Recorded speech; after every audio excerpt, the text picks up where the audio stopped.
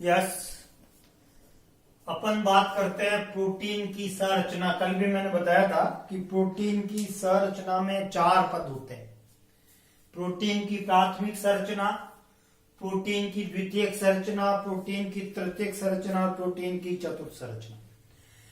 अपन बात पहले कर रहे हैं प्रोटीन की प्राथमिक संरचना। इसमें क्या होता है, अल्फा एमिनो अम्लों का अनुक्रम होता है। अनुक्रम प्रत्येक प्रोटीन, जैसे न्यूक्लियोप्रोटीन हो, क्रोमोप्रोटीन हो, जैसे इंसुलिन के अंदर जो प्रोटीन इंसुलिन नामक प्रोटीन जो होता है, उसमें अल्फा एमिनो अम्लों के अनुक्रम को जर्मन वैज्ञानिक सेंगर ने बताया था और इसके उपलक्ष्य में से नोबेल पुरस्कार दिया गया था। अल्फा एमिनो अम्लों का अनुक्रम प्राथमिक संरचना में, प्रोटीन की प्राथमिक संरचना में स्पष्ट होता है और वो अनुक्रम इस प्रोटीन की जैविक क्रियाओं के लिए उत्तरदायी होता है। जैविक क्रियाओं के लिए उत्तरदायी होता है। जैसे एक एग्जांपल देते हैं, रक्त का हीमोग्लोबिन, रक्त का हीमोग्लोबिन एक क्रोमोप्रोटीन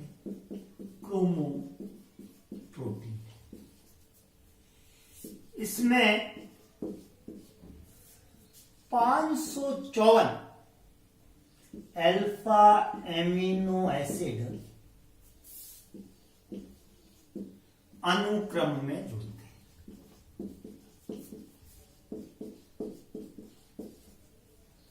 554 एमिनो अम्ल अनुक्रम में जुड़ते हैं।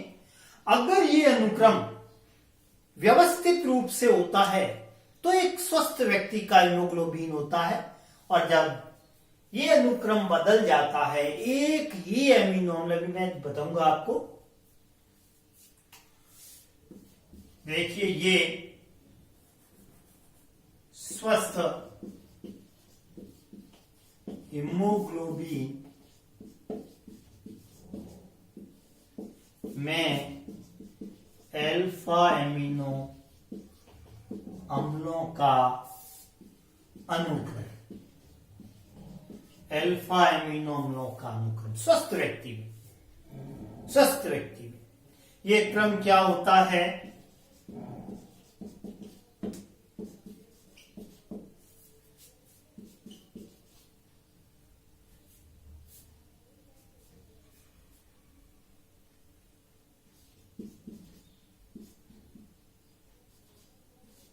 ये valine, histidine, threonine, proline, glutamic अम्ल और लाइसिन, ये अल्फा एमिनो अम्लों के नाम हैं।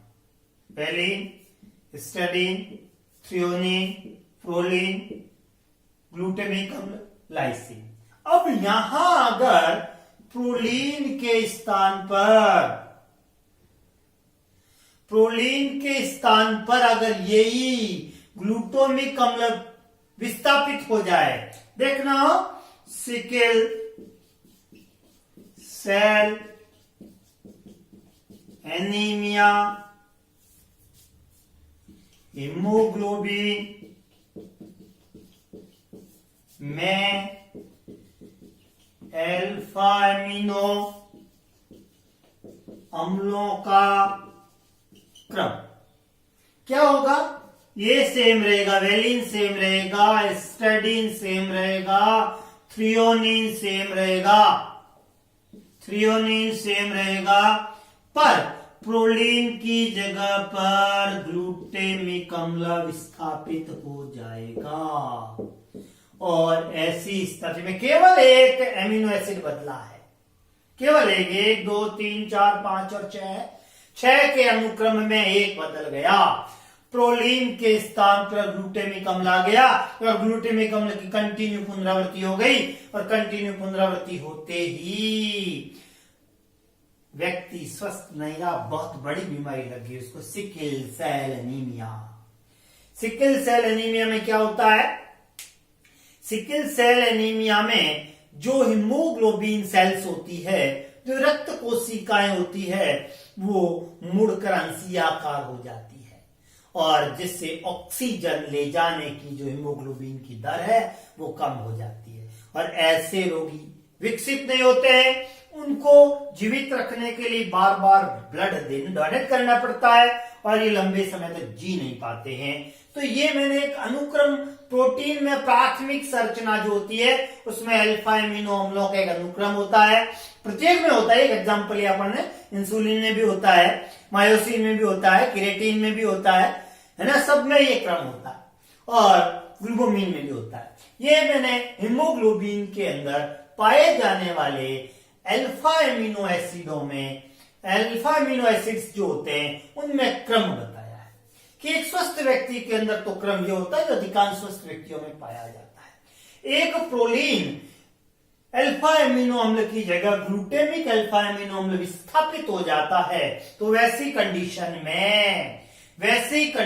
में ये नहीं आया यहाँ, ये एक्स्ट्रा बना है, ग्लूटामिक नहीं रहेगा, ये सेम आ गया, यहाँ 2 बार आ गया ग्लूटामिक एसिड, ये अल्फा अमीनो एसिड है और ग्लूटामिक एसिड 2 बार आने से सिकल सेल एनीमिया हो जाता है। ये प्रोटीन की मैंने प्राथमिक संरचना की बात की। प्राथमिक संरचना में प्रोटीन की, किसी भी प्रोटीन की प्राथमिक संरचना में प्रोटीन में उपस्थित अल्फा एमिनो अम्लों के अनुक्रम की बात की जाती है, उनकी कंटिन्यूटी को देखा जाता है और कंटिन्यूटी का बहुत बड़ा महत्व होता है। कंटिन्यूटी चेंज होते ही, यानी जो अनुक्रम है उस अनुक्रम में परिवर्तन होते ही जैविक गुणों में प्रोटीन में कमी आ जाती है, यानी प्रोटीन विकृत हो जाता, प्रोटीन में विकृति आ जाती है और वो जो कार्य उसको करना चाहिए वो कार्य वो प्रोटीन नहीं कर पाता है। ये प्रोटीन की प्राथमिक संरचना की मैंने बात की है, ये प्रोटीन की प्राथमिक संरचना है। अब लेता हूं प्रोटीन की द्वितीयक संरचना। प्रोटीन की द्वितीयक संरचना, प्रोटीन की द्वितीयक संरचना। प्रोटीन की 4 संरचनाएं मैंने आपको बताई। प्रोटीन की 4 संरचनाएं, प्राथमिक, द्वितीयक, तृतीयक और चतुष्क संरचना। प्राथमिक, द्वितीयक, तृतीयक और चतुष्क संरचना। प्राथमिक संरचना में अल्फा एमिनो अम्लों का अनुक्रम होता है, जैसा मैंने एक एग्जांपल दिया हीमोग्लोबिन में है। और दूसरा लेता हूं प्रोटीन की द्वितीयक संरचना। इसमें क्या होता है देखिए, जो प्रोटीन की प्राथमिक संरचना में अल्फा एमिनो अम्ल परस्पर पेप्टाइड बंधों से जुड़े होते हैं, उनके बीच में हाइड्रोजन बंध बनता है। यहां लिखता हूं प्रोटीन की प्राथमिक संरचना से बनने वाली पेप्टाइड इकाइयां परस्पर हाइड्रोजन बंध द्वारा संयोजित होकर द्वितीयक संरचना का निर्माण करती है। द्वितीयक संरचना का निर्माण करती है। कौन सी संरचना? द्वितीयक संरचना। यह द्वितीयक संरचना 2 प्रकार की होती है। 2 प्रकार की होती है। ये द्वितीयक संरचना 2 प्रकार की होती है। पहली होती है अल्फा हेलिक्स संरचना। मैंने कल भी बताया था अल्फा हेलिक्स संरचना, पिछले वीडियो आप देख सकते हैं। और दूसरी बीटा लहरियादार संरचना, बीटा प्लीटेड संरचना भी कह सकते हो आप, अगर हेलिक्स की तरह इंग्लिश लिखो तो बीटा प्लीटेड।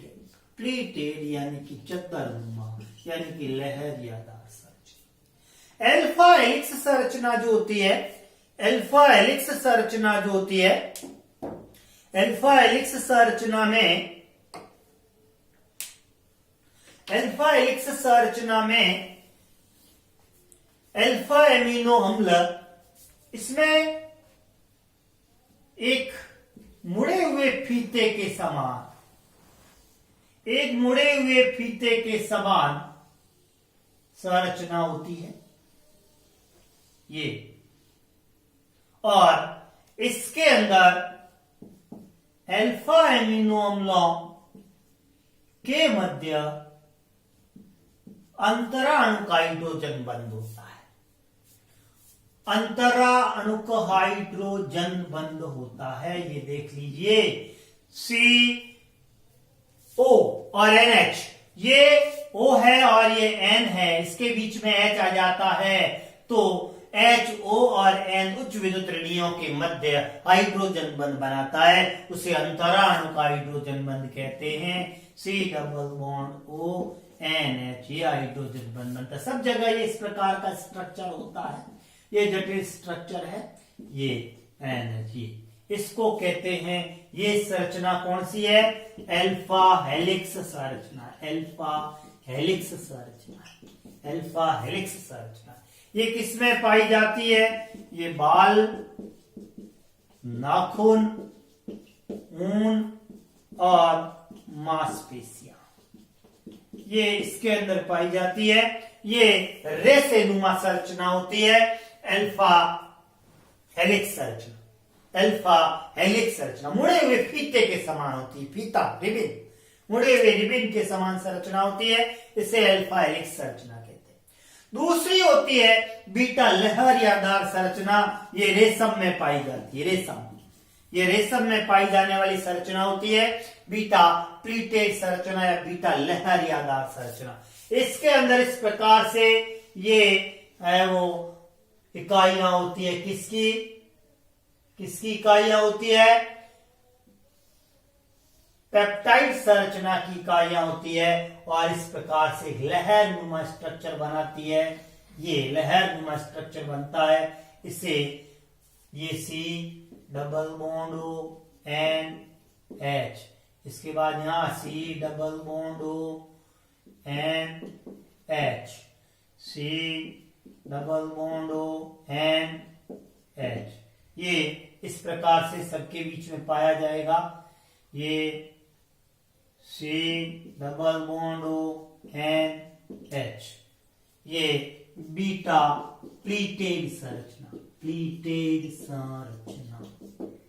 ये द्वितीयक संरचनाएं दो प्रकार की होती है, अल्फा हेलिक्स संरचना और बीटा प्लीटेड संरचना। इसके अंदर पेप्टाइड संरचनाएं आपस में हाइड्रोजन बंध से संयोजित होती है। बीटा हेलिक्स संरचना मुड़े हुए रिबिन के समान होती है, और बीटा प्लीटेड संरचना लहरिये के समान होती है, लहर बनती है। लहरिया समझते होंगे आप, एक अब वस्त्र होता है, मरलेरियर 900 रुपया रोकड़ा सा, वो लहरिया है। ये इस प्रकार से लहर नुमा स्ट्रक्चर होता है। या आप लहरिये में नहीं समझते हैं, मान लीजिए थोड़े मॉडर्न है, तो बेडशीट समझ लीजिए, बेडशीट के बारे में सब जानते हैं, खिंची हुई बेडशीट के समान होती है। एक जैसे अपन बेडशीट किसी बेड पर लगाते हैं, चारों ओर से खींच के दबाते हैं, उस खिंची हुई बेडशीट के समान ही संरचना होती है। और खिंचने का कारण ये हाइड्रोजन बंध एक दूसरे के क्रॉस में लगे होते हैं, और एक दूसरे के क्रॉस में हाइड्रोजन बंध होने के कारण ये एक दूसरे से खिंची हुई रहती है। इस प्रकार से इस संरचना को बीटा प्लीटेड संरचना, बीटा लहरियादार संरचना या बीटा सीटनुमा संरचना कहते हैं। इसमें बंध थोड़े फ्लेक्सिबल होते हैं, इसलिए ये मुलायम संरचना बनाती है। रेशम, ऊन और बाल की अपेक्षा मुलायम होती है। तो ये द्वितीयक संरचना की, मैंने प्रोटीन की द्वितीयक संरचना की बात की। इसके बाद में आती है प्रोटीन की। ये तो प्रोटीन की द्वितीयक संरचना थी। ये द्वितीयक संरचना दो प्रकार की मैंने बताई, अल्फा हेलिक्स संरचना और बीटा लहरियादार संरचना। अगली बात मैं करता हूं प्रोटीन की तृतीयक संरचना। यह लंबी चौड़ी नहीं है। प्रोटीन की द्वितीयक संरचना में बनने वाले जो संरचनाएं होती है वो आपस में अन्य बंधों, हाइड्रोजन बंध है, आयनिक बंध है, सहसंयोजी बंध है, उसके द्वारा परस्पर में गुंथा ट्विस्टेड होती है। और ट्विस्टेड होकर के तृतीयक संरचना का निर्माण करती है। तृतीयक संरचना का निर्माण करती है। तृतीयक संरचना में प्रोटीन का स्ट्रक्चर बनता है। एक प्रकार से प्रोटीन के स्ट्रक्चर का निर्माण होता है तृतीयक संरचना में, और तृतीयक संरचनाएं आपस में अंतर ग्रंथिल होकर के अत्यधिक जटिल प्रोटीन के अणु का निर्माण करती है। तो ये प्राथमिक और द्वितीयक का उल्लेख थोड़ा ज्यादा है। तृतीयक और चतुष्क अभी तक, क्योंकि वो इतनी जटिल हो जाती है कि उसका अध्ययन भी संभव नहीं होता। उसमें कई पॉलीपेप्टाइड इकाइयां आपस में गुंथा हो जाती है, एक दूसरे के ऊपर इस प्रकार से व्यवस्थित हो जाती है कि उसे पृथक करके समझना मुश्किल होता है। उसके बाद में एक इंपॉर्टेंट पार्ट आता है और उसका नाम है प्रोटीन का विकृतीकरण। इंपॉर्टेंट क्वेश्चन है, प्रोटीन का विकृतीकरण। प्रोटीन का विकृतीकरण। प्रोटीन का विकृतीकरण। विकृतीकरण का सीधा सा मतलब है कि प्रोटीन विकृत हो जाता है। कैसे होता है? प्रोटीन को जब अम्ल, क्षार अथवा लवण, प्रोटीन में जब अम्ल, क्षार अथवा लवण मिलाया जाता है अथवा प्रोटीन को गर्म किया जाता है, प्रोटीन को गर्म किया जाता है तो प्रोटीन की द्वितीयक व तृतीयक संरचना छिन्न भिन्न हो जाती है, टूट जाती है, बदल जाती है। छिन्न भिन्न हो जाती है, छिन्न भिन्न हो जाती है।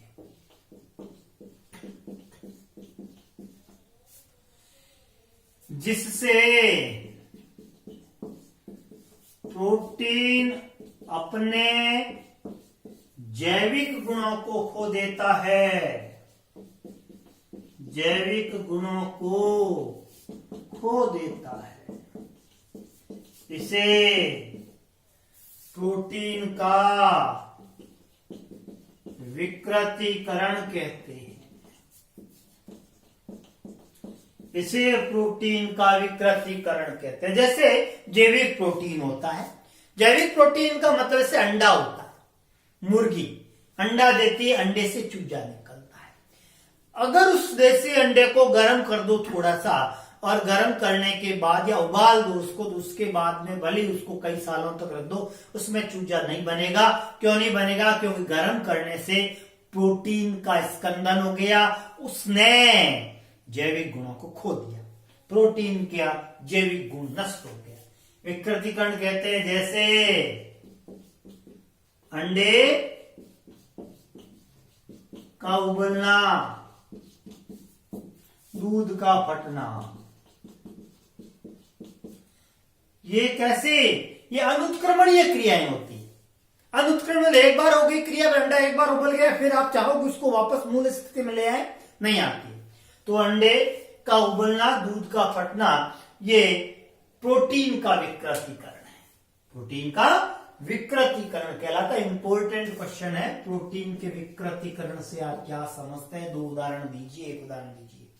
तो प्रोटीन में जब अम्ल, क्षार अथवा लवण मिलाया जाता है या प्रोटीन को गर्म किया जाता है, गर्म करने से या उसमें अम्ल, क्षार या लवण यानी पीएच बदलने से, उसका पीएच फिक्स होता है, उसको बदलने से, पीएच बदलने से क्या होता है?